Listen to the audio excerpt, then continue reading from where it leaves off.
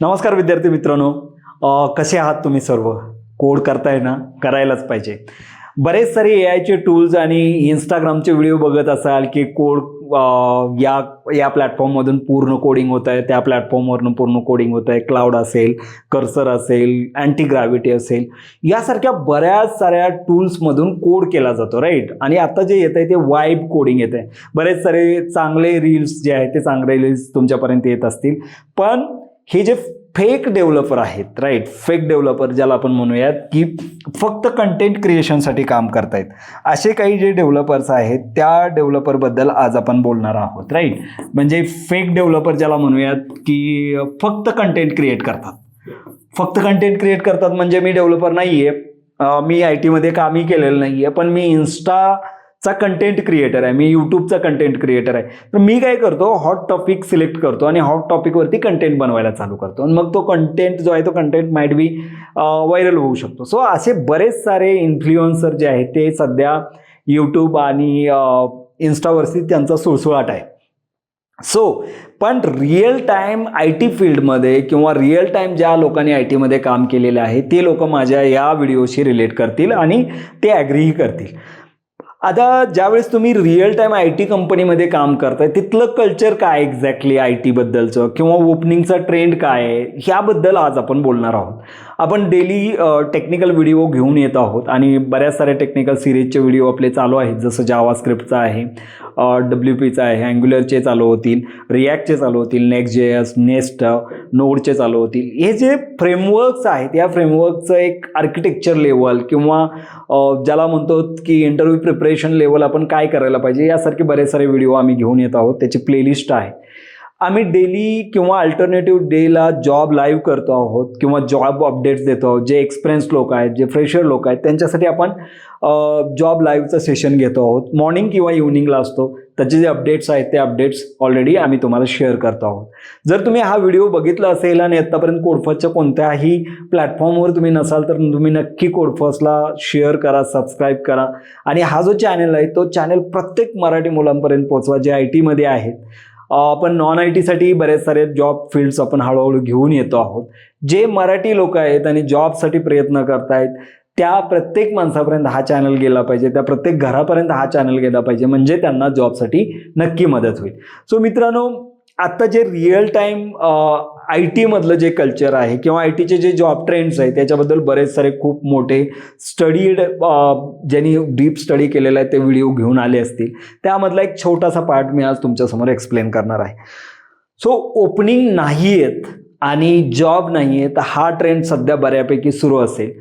मी आज job ओपनिंग्समध्ये near about 10 ते 12 पोझिशनसाठीच्या openings share केल्या, पण त्या सगळ्या ओपनिंग ज्या आहेत ते एक्सपिरियन्ससाठी होत्या. सो हेही तितकंच खरं आहे की फ्रेशरसाठीचे जॉब ओपनिंग्स आहेत त्या फ्रेशरसाठीचे जॉब ओपनिंग सध्या कमी आहेत. त्याचं कारण हे आहे की जे कर्सर टूल्स किंवा AI टूल्स आहेत, राईट, AI टूल्स जे आहेत ते बिगिनिंग लेवलचं जे काम आहे ते बिगिनिंग लेवलचं काम करतायत. म्हणजे तुमचं युजर इंटरफेस क्रिएशन असेल, पण एंटरप्राइज लेवलचे जे सॉफ्टवेअर्स आहेत, एंटरप्राइज लेवलचे जे ॲप्लिकेशन्स आहेत त्याच्यामध्ये AI अजून तेवढं डीपली काम करत नाही आणि करणारही नाही. सो AI टूल्स नक्की चांगलं काम करत आहेत, जसं क्लाउड असेल किंवा कर्सर असेल, पण डेव्हलपरची जी डिपेंडन्सी आहे ती डेव्हलपरची डिपेंडन्सी कमी झालेली नाही आणि कमी होणार नाही. फक्त जे लोक AI टूल्स वापरून कोडिंग करतील त्यांची प्रोडक्टिव्हिटी जी आहे ती प्रोडक्टिव्हिटी वाढेल. आता प्रोडक्टिव्हिटीमध्ये जसं की बघा, प्रोडक्टिव्हिटी म्हणजे काय एक्झॅक्टली जर तुम्ही बघितलं तर प्रोडक्टिव्हिटीमध्ये तुम्हाला काही गोष्टी ज्या आहेत, समजा आपण प्रोडक्टिव्हिटीबद्दल बोललो, right, ignore about the spellings, okay. So productivity म्हणजे काय नक्की, आधी कसं असायचं की एक जिरा स्टोरी असाईन व्हायची आणि त्याची कॉम्प्लेक्सिटी चेक करायची. जर कॉम्प्लेक्स हाय लेवलचा कॉम्प्लेक्स असेल तर त्याला माइट बी टाईम जास्त दिला जायचा. म्हणजे एक for example log in authentication functionality implement करायचे तर त्याच्यासाठी 3 ते 4 दिवस दिले जाऊ शकतील किंवा त्याच्यापेक्षा जास्तही वेळ दिला जाऊ शकेल. पण आता तो कर्सर किंवा AI टूल्स किंवा ज्या कंपनीनं गिटहब कोपायलट किंवा बरेच सारे टूल्स जे आहेत ज्या कंपनीनं अलाव केलेला आहे त्याच्यामधला जो डेव्हलपमेंटचा जो टाइम आहे तो कमी केलेला आहे. 4 दिवसाच्या ऐवजी माइट बी 2 दिवसावरती केलेला असेल.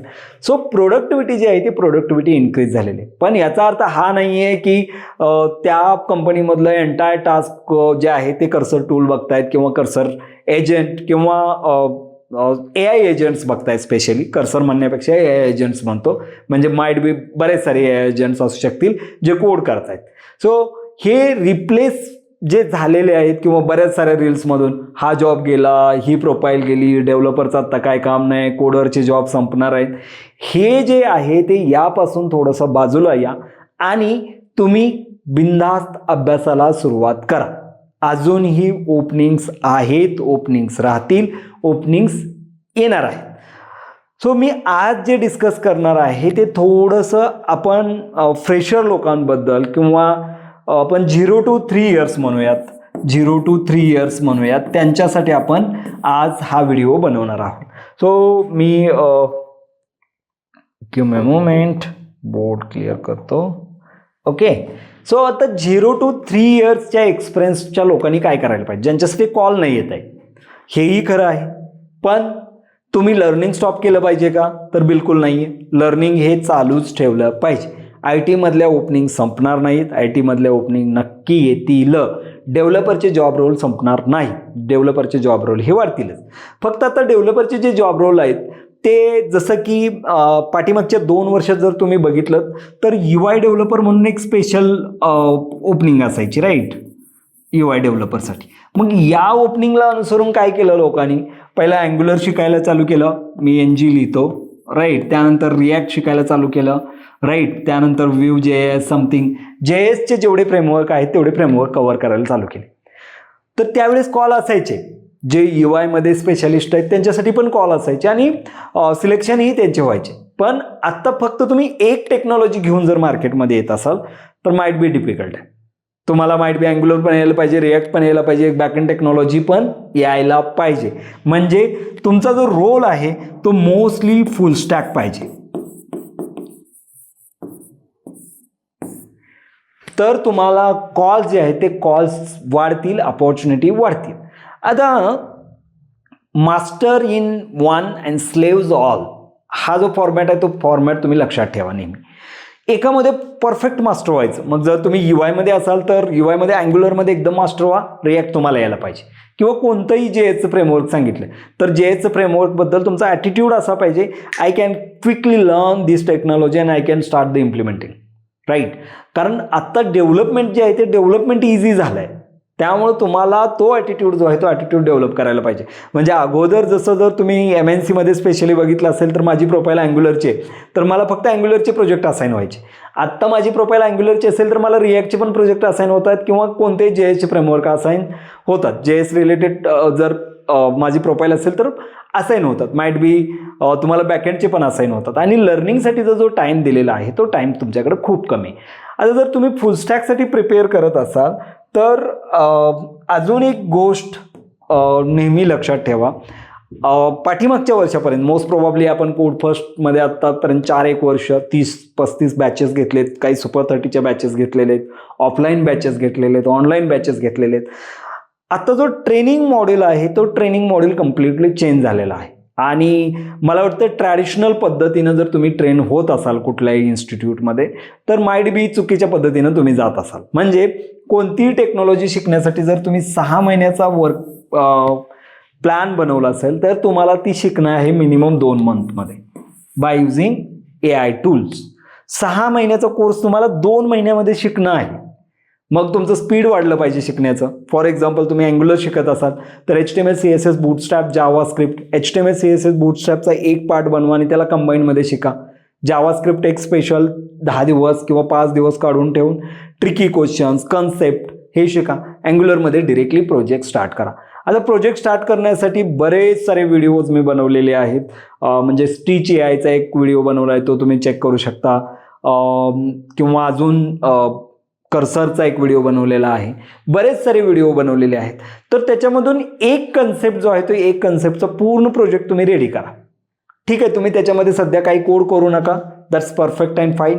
पण एक प्रोजेक्ट जो आहे तो एक प्रोजेक्ट रेडी करा, म्हणजे तुम्हाला all over software life cycle development जी आहे ती समजेल. हां, माझं डिझाईन या पद्धतीनं वर्क होत आहे, मिडल लॉजिक या पद्धतीनं वर्क होत आहे, बॅकएंड लॉजिक या पद्धतीनं वर्क होत आहे, सेटअप असा आहे, ज्या प्रोजेक्ट स्टार्ट करण्यासाठी ज्या कमांड्स आहेत त्या कमांड्स अशा द्याव्या लागतात.